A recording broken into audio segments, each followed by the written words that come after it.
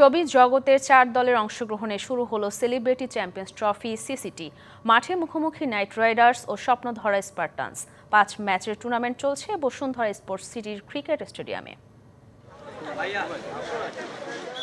তারকা মানেই glamorous look আর জমকালো পোশাক, তবে সবকিছুকে পেছনে ফেলেই মাঠে খেলছেন ছোট ও বড় পর্দার সব জনপ্রিয় মুখ।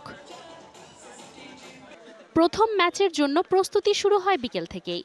সবাই নিজেদের শেষ মুহূর্তের প্রস্তুতি সেরে নেন ব্যাটে বলে।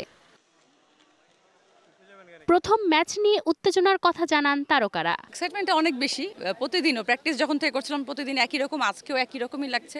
আমি কনফিডেন্ট, আমরা বেসিক ক্রিকেট খেললে আমরা জিতবো। খোলা মাঠে আমরা খেলতে পারছি এবং আইসিসির নিয়ম অনুযায়ী খেলবো, এটাই তো অনেক আনন্দের। সবাই এক বন্ধনে আবদ্ধ হয়ে মেতেছেন আনন্দময় প্রতিদ্বন্দ্বিতায়। আমরা যেহেতু নামছি, সো কোমর বেঁধে নেমে কতটা ভালো করা যায়।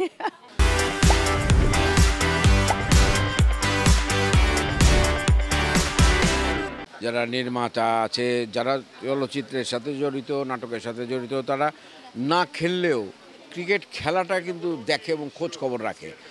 আমরা আসলে আশাবাদী 100%, কারণ আমাদের টিমটা মোটামুটি ভালো স্ট্রং আছে এবং ছেলেরাও স্ট্রং এবং মেয়েরাও বোথ স্ট্রং।